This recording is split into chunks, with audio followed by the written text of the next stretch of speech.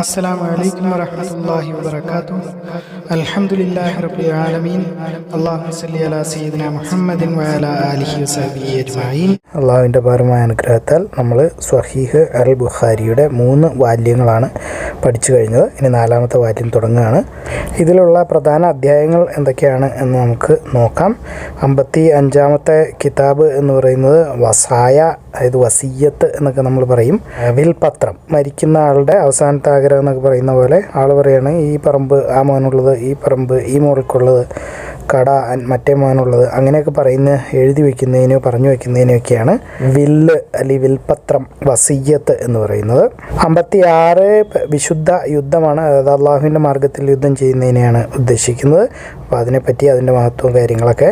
57ാമത്തെ കിതാബ് ഹുമുസ് ആണ്.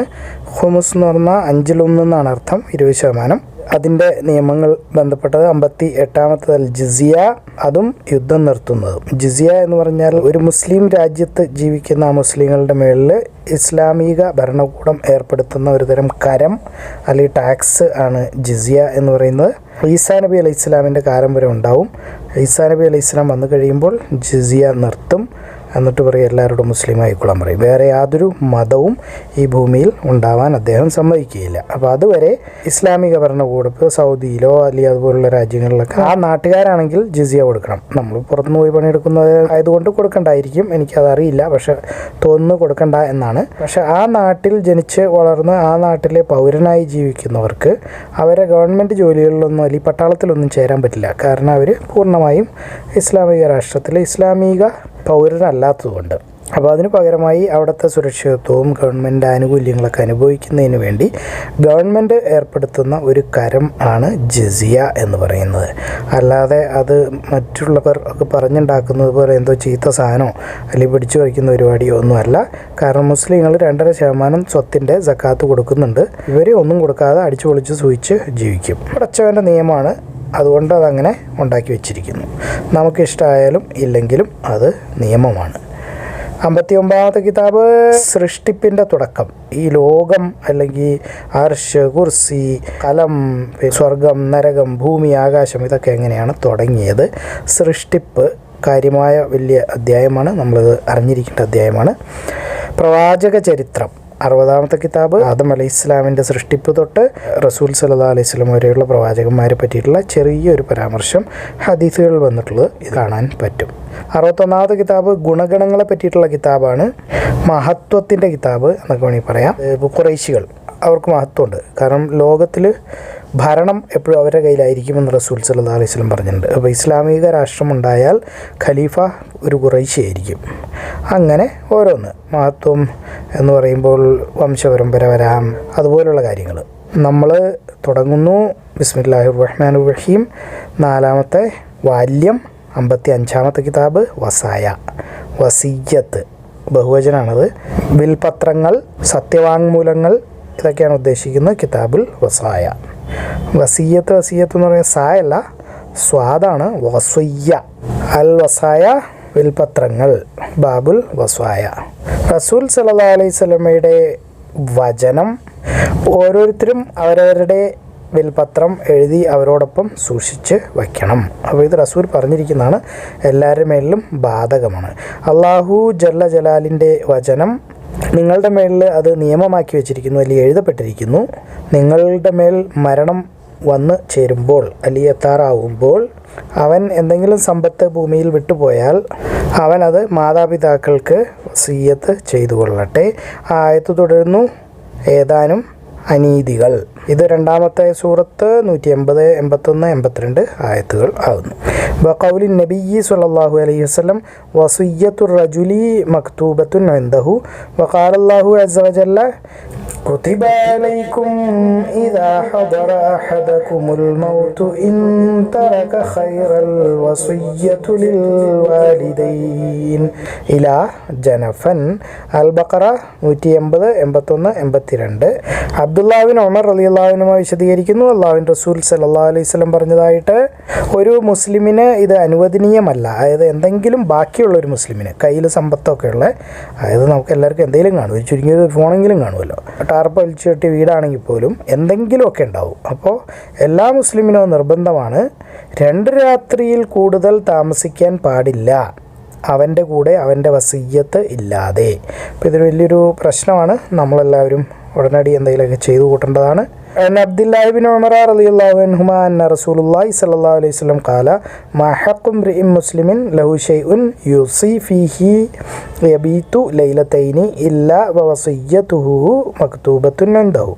അംർ ഇബ്നുൽ ഹാരിസ് വിശദീകരിക്കുന്നു, അള്ളാഹുവിൻ്റെ റസൂൽ സല്ലല്ലാഹു അലൈഹി വസല്ലമയുടെ ഭാര്യ ജുവൈരിയ ബിന്ത് അൽ ഹാരിസിൻ്റെ സഹോദരനാണ്. അപ്പോൾ റസൂലിൻ്റെ അളിയൻ. അള്ളാഹുവിൻ്റെ റസൂൽ സല്ലല്ലാഹു അലൈഹി വസല്ലം മരിച്ചപ്പോൾ അദ്ദേഹം ഒരു ദിർഹമോ അല്ലെങ്കിൽ ഒരു ദീനാറോ ബാക്കി വെച്ചിരുന്നില്ല. അതായത് പൈസ ഉണ്ടായിരുന്നില്ല, അല്ലെങ്കിൽ ഒരു അടിമ ഉണ്ടായിരുന്നില്ല, അതല്ലെങ്കിൽ ഒരു അടിമ സ്ത്രീ ഉണ്ടായിരുന്നില്ല. അദ്ദേഹത്തിൻ്റെ കയ്യിൽ ഒരു വെളുത്ത കോവർക്കഴുത മാത്രമായിരുന്നു അദ്ദേഹത്തിൻ്റെ സമ്പത്ത് ആയി ഉണ്ടായിരുന്നത്. പിന്നെ അദ്ദേഹത്തിൻ്റെ കയ്യിൽ ഒരു കഷണം ഭൂമി അല്ലെങ്കിൽ ഒരു തുണ്ട് ഭൂമി ഉണ്ടായിരുന്നു. അത് അദ്ദേഹം ദാനമായി കൊടുത്തിട്ടും ഉണ്ടായിരുന്നു. നമ്മൾ തൊട്ട് മുമ്പുള്ള കിതാബിൽ കഴിഞ്ഞ വാല്യത്തിൽ നമ്മൾ കണ്ടതാണ്. അപ്പോൾ ഉമർ റളിയല്ലാഹു അൻഹു അത് ദാനമായി കൊടുത്തു എന്നും പറമ്പിൽ നിന്ന് കിട്ടുന്നതൊക്കെ പാവങ്ങൾക്കും യാത്രക്കാർക്കും മിസ്കീനും അള്ളാഹുവിൻ്റെ മാർഗ്ഗത്തിലും ഒക്കെ ചിലവഴിക്കാൻ വേണ്ടിയുള്ള. അപ്പോൾ അതുപോലെ എന്തോ ആണ്, ഖൈബറിലുള്ള സ്ഥലമായിരിക്കാനാണ് സാധ്യത. അപ്പോൾ ഒരു തുണ്ട് ഭൂമി ഉണ്ടായിരുന്നു, അതും ദാനമായി കൊടുത്തിരിക്കുകയായിരുന്നു. അപ്പോൾ അദ്ദേഹത്തിൻ്റെ പേരിൽ ആകെയുള്ളത് ഒരു വെളുത്ത കോവർ കഴുതിയാണ്. ഇന്നാ ലില്ലാഹി വ ഇന്നാ ഇലൈഹി റാജിഊൻ. റസൂലിൻ്റെ മരണത്തെ പറ്റിയാണ് നമ്മൾ പറയുന്നത്. ലോകാവസാനത്തിൻ്റെ ലക്ഷണങ്ങളിലൊന്നാണ്. അതിന് ഇന്നാ ലില്ലാഹി ചെല്ലണോ വേണ്ടയോ എന്ന് എനിക്കറിയില്ല. പക്ഷേ ഏതായാലും ഒരു അപാരമായ സംഭവവും ലോകാവസാനത്തിൻ്റെ ഒരു ലക്ഷണവും ആയതുകൊണ്ട് ഞാൻ ചൊല്ലി എന്ന് മാത്രം നിങ്ങൾക്ക് ഉപേക്ഷിക്കാവുന്നതാണ്. അംർ ഇബ്നുൽ ഹാരിസി ഖതനി റസൂലുള്ളാഹി സ്വല്ലല്ലാഹു അലൈഹി വസല്ലം അഖി ജുവൈരിയ്യത ബിൻതിൽ ഹാരിസ് ഖാല മാ തറക റസൂലുള്ളാഹി സ്വല്ലല്ലാഹു അലൈഹി വസല്ലം ഇൻദ മൗതിഹി ദിർഹമിൻ വലാ ദീനാറൻ വലാ അബ്ദൻ വലാ അമതൻ വലാ ഷൈഅൻ ഇല്ലാ ബഗ്ലതഹുൽ ബൈദാഅ വസിലാഹഹു അർദൻ ജഅലഹ സദഖത്തൻ. ത്വൽഹ ബിൻ മുസരിഫ് വിശദീകരിക്കുന്നു, ഞാൻ അബ്ദുല്ലാഹിബ്നു അബൂ ഔഫ റളിയല്ലാഹു അൻഹുമായോട് ചോദിച്ചു, റസൂൽ സല്ലല്ലാഹു അലൈഹി വസല്ലം വിൽപത്രം ഉണ്ടാക്കിയിരുന്നോ? അദ്ദേഹം പറഞ്ഞു ഇല്ല. അപ്പം ഞാൻ ചോദിച്ചു, അപ്പോൾ ഈ വിൽപത്രം നമ്മുടെ മേളിൽ എങ്ങനെയാണ് നിർബന്ധമാക്കിയത്?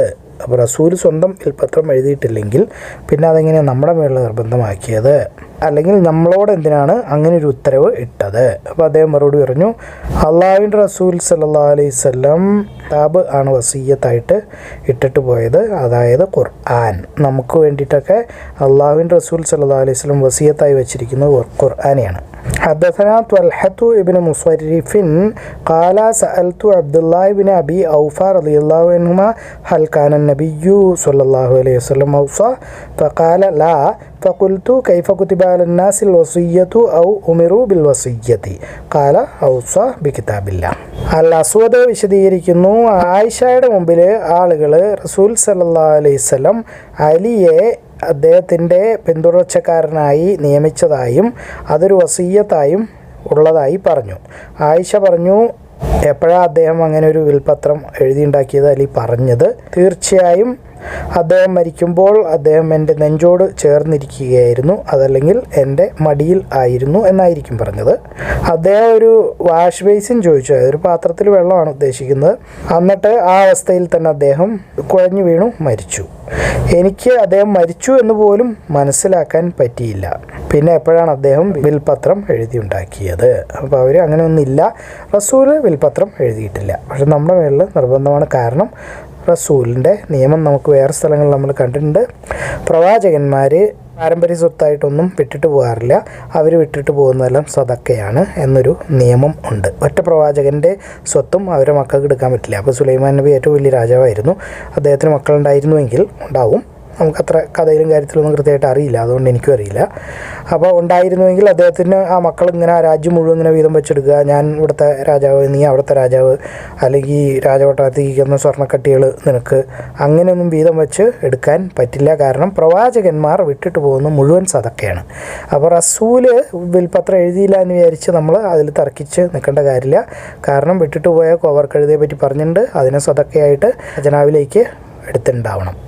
അതാണ് അതിൻ്റെ ഒരു രീതി. പ്രവാചകന്മാർ ഒന്നും വിട്ടിട്ട് പോകാറില്ല, അല്ലെങ്കിൽ പാരമ്പര്യ സ്വത്ത് വിട്ടിട്ട് പോകാറില്ല എന്നുള്ളത് ഫാത്തിമ റളിയല്ലാഹു അൻഹയും അലി റളിയല്ലാഹു അൻഹുവും അബ്ബാസ് റളിയല്ലാഹു അൻഹുവും ഇവരെല്ലാവരും കൂടി അബൂബക്കർ സിദ്ദീഖ് റളിയല്ലാഹു അൻഹുവിൻ്റെ അടുത്ത്, അതായത് റസൂൽ മരിച്ചു, സിദ്ദീഖ് ഖലീഫയായി, ആ സമയത്ത് വന്നിട്ട് പറയാണ് റസൂലിൻ്റെ സ്വത്തിൻ്റെ വീതം ഞങ്ങൾക്ക് വേണം എന്ന് പറഞ്ഞു. വളരെ ന്യായമായ ചോദ്യമാണ്. അപ്പോൾ അദ്ദേഹം പറഞ്ഞു, പ്രവാചകന്മാരിങ്ങനെ പാരമ്പര്യ സ്വത്ത് വിട്ടിട്ട് പോകാറില്ല എന്ന് നിങ്ങൾക്കറിയില്ലേ, അവർ വിട്ടിട്ട് പോകുന്ന മുഴുവൻ സദക്കയാണെന്ന് റസൂൽ പറയുന്നത് നിങ്ങൾ കേട്ടിട്ടില്ലേ എന്ന് ചോദിച്ചു. അപ്പോൾ അവർക്ക് അത് മറന്നുപോയതായിരുന്നു. കേട്ടപ്പോൾ തന്നെ കാര്യം മനസ്സിലായി. ഫാത്തിമ റളിയല്ലാഹു അൻഹയും അലി റളിയല്ലാഹു അൻഹുവും അബ്ബാസ് റളിയല്ലാഹു അൻഹു ഒക്കെ മിണ്ടാതെ അവിടെ നിന്ന് സംതൃപ്തരായി തിരിച്ചുപോയി. അങ്ങനെ ഒരു പ്രശ്നം നമ്മൾ ചർച്ച ചെയ്ത് പ്രശ്നമാക്കേണ്ട കാര്യമില്ല, അതിൻ്റെ ആവശ്യം ഇല്ലായിരുന്നു, അതുകൊണ്ടാണ് ചെയ്യായിരുന്നത്. അനിൽ അസ്വദി ഖാല ദക്കറു ഇൻദ ആയിഷത അന്ന അലിയൻ റളിയല്ലാഹു അൻഹുമാ കാന വസിയ്യൻ ഫഖാലത്ത് മതാ ഔസാ ഇലൈഹി വഖദ് കുൻതു മുസ്നിദതഹു ഇലാ സ്വദരി ഔ ഖാലത്ത് ഹജ്രി ഫദാ ബിത്വസ്തി ഫലഖദിൻ ഖനസ ഫി ഹജ്രി ഫമാ ഷഅർതു അന്നഹു ഖദ് മാത ഫമത ഔസായിലൈഹി. ഓരോരുത്തരും അവരുടെ വംശപരമ്പര അല്ലെങ്കിൽ മക്കളെ സമ്പന്നരായി വിട്ടിട്ട് പോകുന്നതാണ് നല്ലത്. അതായത് മരിക്കുമ്പോൾ മക്കൾക്ക് എന്തെങ്കിലുമൊക്കെ വിട്ടിട്ട് പോകുന്നതാണ് നല്ലത്.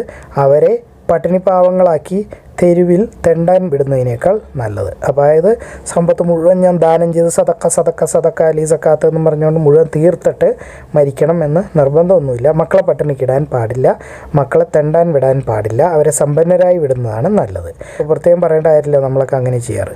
നമ്മൾ കൊടുക്കേണ്ടത് പോലും കൊടുക്കാറില്ല, മുഴുവൻ പൂത്തി വെച്ചിട്ട് മക്കൾക്ക് കൊടുത്തിട്ട് ചത്തുപോകാറാണ് പതിവ്. ചത്തുപോകുക എന്ന് പറയാനുള്ള കാരണം തന്നെ നമ്മൾ നേരായ രീതിയിൽ മരിക്കുന്നുണ്ടോ എന്ന് എനിക്ക് സംശയമാണ്. കാരണം സക്കാത്തും കൊടുക്കില്ല, സദക്കയും കൊടുക്കില്ല, അത് കഴിഞ്ഞിട്ട് പിന്നെ ചാവും എന്നല്ലാതെ പിന്നെ എന്ന് പറയാൻ പറ്റുമോ? യത്രുക വറസതഹു ഖൈറുൻ മിൻ അൻ യത്കഫഫുൻ നാസ്. സഅദ് ബിൻ അബി വഖാസ് റളിയല്ലാഹു അൻഹു വിശദീകരിക്കുന്നു, റസൂൽ സല്ലല്ലാഹു അലൈഹി വസല്ലം എന്നെ കാണാൻ വന്നു. മക്കയിലായിരുന്നപ്പോൾ, രോഗിയായിരുന്നപ്പോൾ ആണ് കാണാൻ വന്നത്. ആമിർ ഉപ റിപ്പോർട്ടർമാരിൽ ഒരാൾ പറയുന്നു, അദ്ദേഹം അവിടെ മരിക്കാൻ ഇഷ്ടപ്പെട്ടിരുന്നില്ല, കാരണം അദ്ദേഹം ഒരിക്കൽ ഹിജ്റ പോയ ആളാണ്. അദ്ദേഹം റസൂൽ സല്ലല്ലാഹു അലൈഹി വസല്ലം പറഞ്ഞു, അള്ളാഹു അവൻ്റെ കരുണ ഇബ്നു അഫ്രാവിൻ്റെ മേലിൽ ചൊരിയട്ടെ, അല്ലെങ്കിൽ കരുണ കാണിക്കട്ടെ. സഅദ് ബിൻ ഖുവാലയാണ് ഇബ്നു അഫ്ര എന്നുകൊണ്ട് ഉദ്ദേശിക്കുന്നത്. അപ്പോൾ ഞാൻ പറഞ്ഞു, അല്ലയോ അള്ളാഹുവിൻ്റെ റസൂലേ, ഞാൻ എൻ്റെ സമ്പത്ത് മുഴുവൻ ദാനമായി വിൽപത്രത്തിൽ എഴുതി വയ്ക്കുന്നതുകൊണ്ട് കുഴപ്പമുണ്ടോ? അദ്ദേഹം പറഞ്ഞു, അത് പറ്റില്ല. അപ്പോൾ ഞാൻ ചോദിച്ചു, എൻ്റെ സമ്പത്തിൻ്റെ പകുതി ഞാൻ ദാനമായി എഴുതി വെച്ചോട്ടെ? അദ്ദേഹം അതിനും പറഞ്ഞു, പറ്റില്ല. ഞാൻ പറഞ്ഞു, 1/3? അദ്ദേഹം പറഞ്ഞു, അത് കുഴപ്പമില്ല, പക്ഷേ 1/3 വളരെ അധികമാണ്.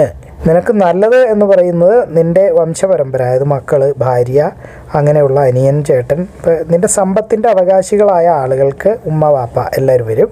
അവരെയൊക്കെ നീ സമ്പന്നരായി വിട്ടിട്ട് പോകുന്നതാണ് നിനക്ക് നല്ലത്, പാവങ്ങളായി വിട്ടിട്ട് പോകുന്നതിനേക്കാൾ നന്നായിരിക്കുന്നത്. അതായത് പാവങ്ങളായി അവർ ഭിക്ഷ എടുക്കുന്നതിനേക്കാൾ നല്ലത് അവരെ സമ്പന്നരായി വിട്ടിട്ട് പോകുന്നതാകുന്നു. നീ എന്തൊക്കെ അള്ളാഹുവിൻ്റെ മാർഗത്തിൽ ചെലവഴിക്കുന്നുവോ അതെല്ലാം സദക്കയായിട്ടാണ് കണക്കാക്കുക.